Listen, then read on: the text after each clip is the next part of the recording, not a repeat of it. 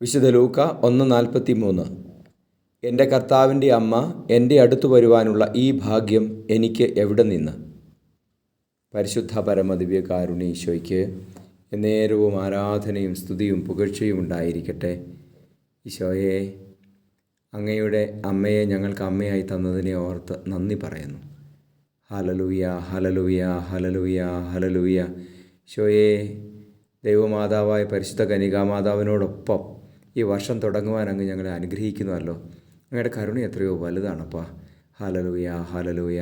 അമ്മയോട് ചേർന്ന് പരിശുദ്ധ അമ്മയുടെ കരം പിടിച്ച് അങ്ങയുടെ കൂടെ നടന്ന് ഈ വർഷം ജീവിക്കുവാൻ ഞങ്ങളെ സഹായിക്കണമേ.